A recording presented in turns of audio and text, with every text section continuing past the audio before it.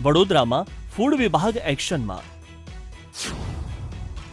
Food સાથે નશાનો વેપાર કરનારા સામે તવાઈ. તમારું બાળક સ્કૂલમાં ગયા પછી રિસેસના સમયમાં અજાણતામાં કોઈ નશાકારક નાસ્તો તો નથી કરી રહ્યું ને? તમે વારંવાર જે જગ્યા પર ચા નાસ્તો કરવા જાઓ છો તે ચા નાસ્તામાં નશાકારક વસ્તુઓની ભેળસેળ તો નથી થતી ને? આ પ્રકારના સવાલ તમારા મનમાં ન થતા હોય તો થવા જોઈએ, કારણ કે આવી જ રજૂઆતો અનેક લોકોએ વડોદરાના પોલીસ કમિશનરને કરી હતી, જેને ધ્યાને રાખી વડોદરામાં ગુરુવારે એસઓજી અને ફૂડ વિભાગની ટીમોએ શહેરમાં રાજમહેલ રોડ, સોમા તળાવ, સયાજીગંજ, ફતેગંજ, માંજલપુર, અમિતનગર સર્કલ સહિતના વિસ્તારોમાં 20 સ્થળો પર ચેકિંગ હાથ ધર્યું હતું. મહાકાળી સેવઉસળ, ખીતલા અપાટી સ્ટોલ અને રજવાડી ચા સહિતની દુકાનોમાંથી ચાના મસાલા અને ખાદ્ય વસ્તુઓના સેમ્પલ લીધા હતા અને આ સેમ્પલને લેબોરેટરી ચેકિંગ માટે મોકલી આપવામાં આવ્યા છે.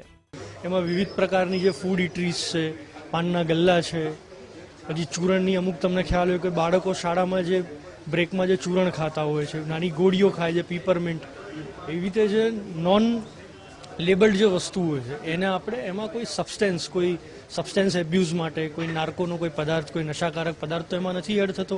ઘણી વખત આપણે સાંભળ્યું હોય કે ભાઈ એક જ જગ્યાએ વારંવાર રોજ કોઈ વ્યક્તિને પાન ખાવાની રોજ ઈચ્છા થાય, તો એ બાબતે કમિશનર સાહેબે ચિંતા વ્યક્ત કરી છે, પોલીસ કમિશનર સાહેબે, અને આજ રોજ એના અમે સેમ્પલ લીધા છે. સેમ્પલ લેવામાં આવશે અને એ બાબતે ટેસ્ટિંગ એનું કરશું. કોઈ નાર્કોનો કોઈ પદાર્થ એમાં મળી આવશે તો આગળની આપણે ચોક્કસથી કાર્યવાહી કરશું. આજકાલ પાન મસાલા અને ટી સ્ટોલ પર નશાકારક વસ્તુઓનું ખૂબ વેચાણ થતું હોય છે. ક્યારેક વેપારીઓ પણ ગ્રાહકને કેવી રીતે પોતાની વસ્તુ વારંવાર ખાવા માટે લલચાવવા તે હેતુથી પાન મસાલામાં માદક વસ્તુ ભેળવતા હોય છે.